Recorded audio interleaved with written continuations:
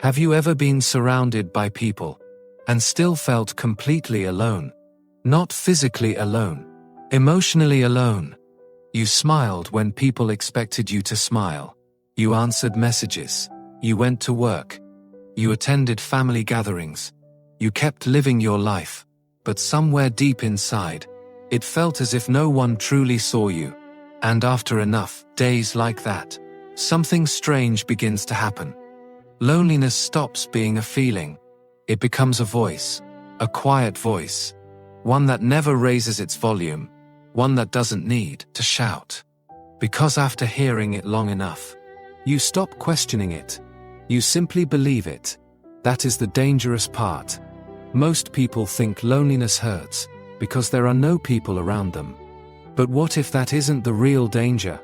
What if the greatest damage happens long before anyone notices? What if loneliness slowly teaches you things that were never true to begin with? And what if some of the beliefs that have shaped your life were never your own? Today, we're going to uncover 7 lies loneliness quietly teaches the human heart. Lies that sound so convincing, they begin to feel like reality. If you've ever wondered why hope feels harder to hold on to, why trusting people has become exhausting, or why even your relationship with Allah sometimes feels distant, this story may explain more than you expect, because loneliness doesn't simply leave empty spaces. It fills those spaces with whispers. And the frightening thing is, those whispers usually sound like your own thoughts. Let's begin with the first lie. The lie almost everyone believes. Lie number 1. Nobody notices me. At first, it seems harmless. You send a message. Hours pass. No reply. You walk into a room. Nobody looks up. One moment doesn't hurt very much. Neither do 2 or 3. But loneliness keeps collecting those moments, like someone quietly gathering evidence. Eventually, your heart begins reaching a conclusion. If nobody notices me, maybe I don't really matter. That thought feels logical. It feels reasonable. But it isn't, because loneliness is a terrible detective. It ignores every piece of evidence that doesn't support its story. It remembers every forgotten invitation, but forgets every kind conversation.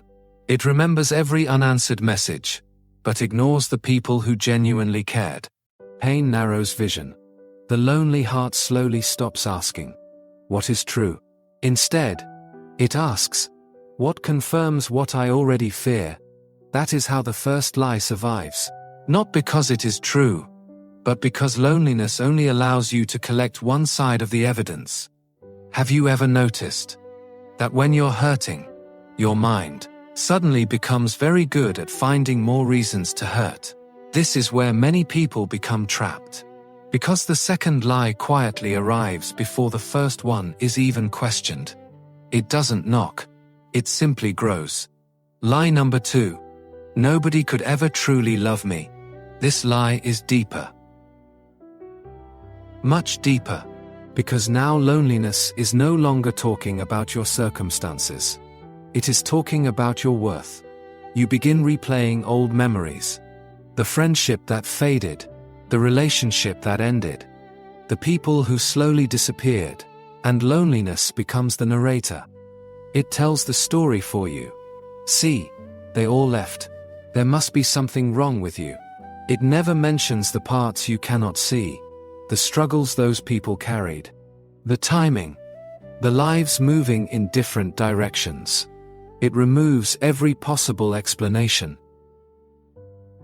Except one. You. And after hearing that story long enough, you begin believing you are difficult to love. Not because someone proved it, but because loneliness repeated it. Here is the dangerous part. When someone believes they are unlovable, they begin protecting themselves from love before it even arrives. They stop opening conversations. They stop trusting kindness. They stop answering invitations. They stop believing compliments. They slowly build walls, and then point to those walls as proof that nobody wants to come inside. Can you see what loneliness has done? It didn't just describe reality. It quietly started creating it. But what if the voice you've trusted for years has been lying to you from the very beginning? Because the next lie is even more dangerous. It doesn't just change how you see other people. It changes how you see yourself. And once that happens, everything begins to feel different. The third lie doesn't arrive all at once. It grows quietly, almost unnoticed. One disappointment after another. One lonely night after another. One unanswered prayer after another. Until one day, you stop saying, "I feel lonely," and you begin saying, "This is just who I am." Lie number 3. I am meant to be alone. This is the moment loneliness stops describing your life and starts defining your identity. You no longer see loneliness as something you're experiencing. You see it as something you are. That changes everything, because people rarely fight against what they believe is their identity. If someone believes they are broken, they stop expecting healing.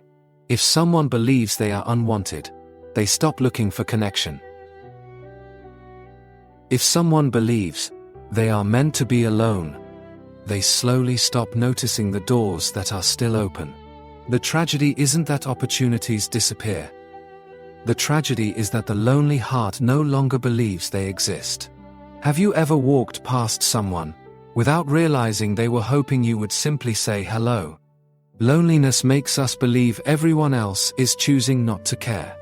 But many people are carrying invisible battles of their own. Some are waiting for someone else to make the first move. Just like you, the heart begins creating certainty, where only uncertainty exists. And certainty built on pain is one of the hardest prisons to escape. But the next lie builds an even stronger prison, because now loneliness starts talking about your future. Lie number 4. Nothing will ever change. This lie feels strangely convincing, not because you can see the future, but because your pain has lasted long enough that tomorrow begins to look exactly like yesterday. Every morning feels familiar. Every evening feels predictable. Hope slowly becomes exhausting. You stop expecting good news. You stop making plans, not because you know nothing will change, but because disappointment feels safer than hope. This is one of the cruelest tricks loneliness ever plays. It convinces you that the future has already been written. But history has always surprised people. Lives have changed in a single conversation. Families have reunited after years apart. Lost hearts have found purpose. Entire futures have shifted because of one decision, one meeting, one prayer. The future has never belonged to your fears. Yet loneliness keeps pretending it does. So ask yourself something. Has your future actually been decided? Or has loneliness simply convinced you to stop expecting mercy? The lonely heart often says, "I'll have hope when my life changes." Faith gently answers, "Have hope, and your life may begin to change." There is a difference, a profound difference. Think back to every lie we've uncovered. Nobody notices me. Nobody could love me. I am meant to be alone. Nothing will ever change. There is no reason to hope. Every one of them came from loneliness. Loneliness introduced itself as a teacher, but it was never qualified to teach you the truth. Perhaps the greatest change begins the day you stop asking, "What is loneliness telling me?" and begin asking, "What has Allah already told me?" That question changes everything. Because truth does not erase pain overnight, but it refuses to let pain become your identity. Maybe your loneliness will not disappear tomorrow. Maybe your circumstances will remain exactly the same for a while. But your heart does not have to remain the same. Healing often begins long before life looks different. It begins the moment you stop believing every whisper and start holding on to what is true. So tonight, before you go to sleep, listen carefully to the voice inside your heart. If it speaks with hopelessness, Ask yourself one simple question. Who taught me to believe that? And if the answer is loneliness, perhaps it is finally time to choose a better teacher. Because the one who created your heart knows how to heal it. And no matter how convincing loneliness may sound, it will never have the final word. Your story is not over. Maybe tonight, before you believe the next lonely thought, pause for just one moment. Ask yourself, who taught me to believe this? If the answer is loneliness, perhaps it no longer deserves to be your teacher. There is another step waiting, and another story that your heart may have needed all along.